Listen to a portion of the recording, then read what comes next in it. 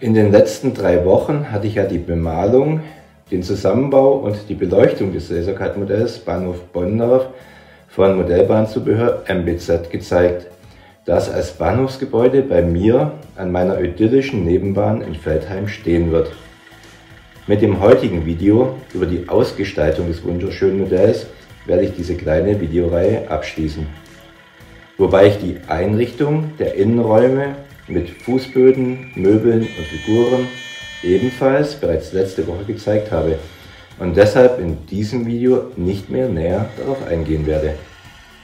Dem Bausatz lagen allerdings auch noch Drahtstücke als Regenfallrohrattrappen und schwarze Kunststoffspritzlinge für Dachrinnen bei. Leider ist in der Bauanleitung von MBZ nicht näher angegeben, wo diese genau anzubringen sind. Daher habe ich versucht, mir mit Vorbildfotos zu helfen. Das Original steht ja tatsächlich immer noch in Bonndorf im Schwarzwald, auch wenn es mittlerweile im Privatbesitz ist und schon lange nicht mehr als Bahnhof verwendet wird. Bei den Dachrinnen kann man sich aber definitiv cleverer anstellen als ich. Dummerweise habe ich die Teile ungünstig aufgeteilt, sodass ich die Dachrinnen am Ende etwas zusammenstückeln musste, um die letzten längeren Dachflächen damit versehen zu können. Schlussendlich habe ich nun auch nicht an allen Dachabschlüssen eine Regenrinne, aber so richtig fehlen tun sie mir an diesen Bereichen auch nicht. Als Regenfallrohre gab es dünnen Draht, der einfach in die passende Form gebogen und mit einer Zange abgelenkt werden kann. Hier habe ich mir irgendwie leichter getan und das Ergebnis gefällt mir ausgesprochen gut.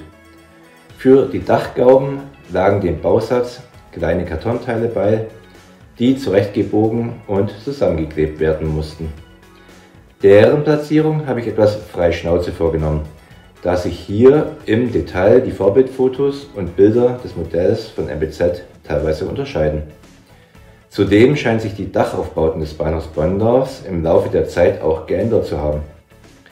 Und meinen Gästen durften diese Unterschiede oder Ungereimtheiten hoffentlich kaum stören. Auch das Material für die Kamine war vorhanden. Hier war mir zumindest rasch klar, wo diese hingehören. Und mit etwas schwarzer Acrylfarbe als Ruß, der sich an den Kaminen und an den direkt angrenzenden Dachflächen gesammelt hat, wirken diese auch sehr stimmig. Ansonsten habe ich die Dachflächen nur noch ganz leicht mit Ablaufspuren von Wasser patiniert, speziell an den Dachgauben, wofür ich nicht nur dunkle Farbe, sondern auch weiße Acrylfarbe hergenommen habe.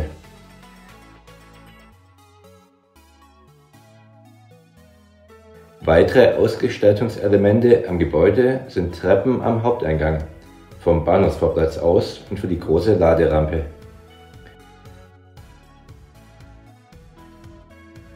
Auf der Straßenseite war beim Vorbild auch noch eine LKW-Laderampe vorhanden.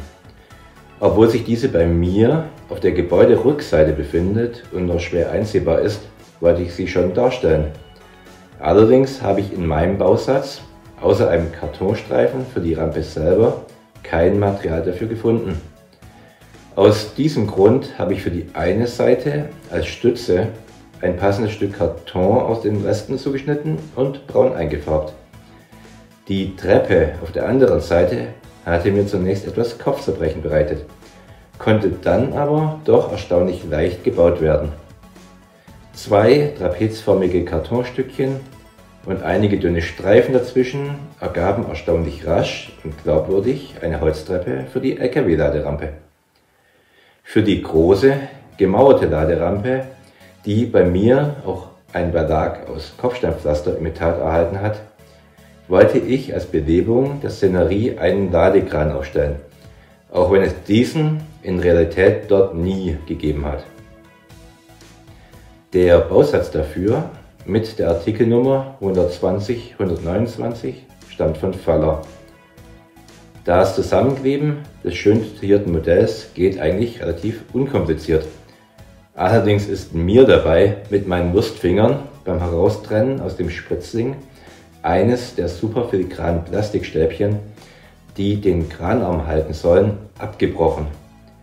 Um zumindest ein klein wenig mehr Stabilität zu erhalten, habe ich den dünnen Stab leicht überlappend und nicht bündig mit Sekundenkleber geflickt. Aber selbst wenn man von dem Malheur weiß, fällt die geflickte Stelle kaum noch auf und auch nicht, dass der Kranarm jetzt eigentlich gar nicht mehr gerade sein kann, da die Verstrebungen ja unterschiedlich lang sind. Einige der dargestellten Handhebel und Zahnräder habe ich mit Acrylfarbe Alufarben angemalt, um dem Modell ein etwas abwechslungsreicheres Aussehen zu verleihen.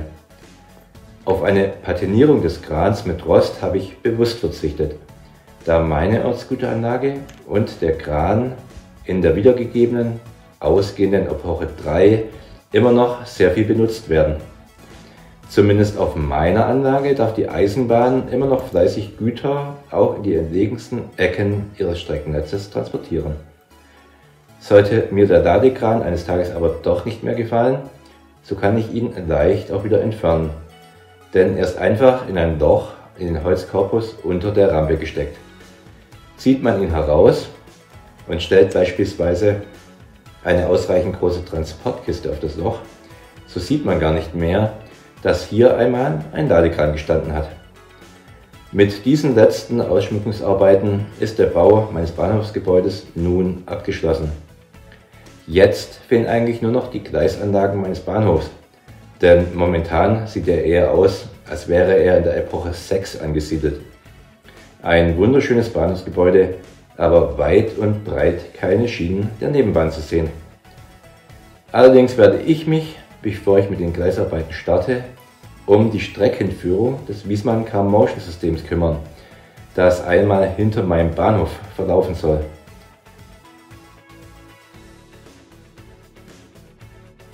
Hinter dem Bahnhof sollen später einmal versteckt bis zu 4 Wiesmann Car Motion Fahrzeuge parken können.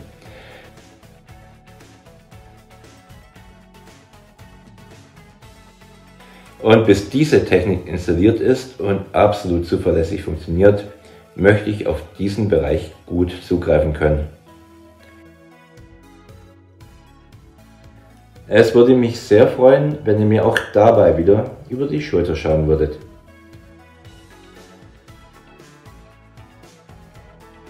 Falls ihr ansonsten weiter mitverfolgen wollt, wie es mir beim Bau meiner ganz persönlichen Modellbahn-Traumanlage ergeht, so lasst gerne ein Abo da und schaut euch auch die weiteren Videos meiner entsprechenden Playliste an, die ich hier rechts verlinke. Vielen Dank für euer Interesse und den netten Besuch in meinem Hobbykeller. Ciao und pfiat euch, euer Jörg alias 1:87 Enthusiast.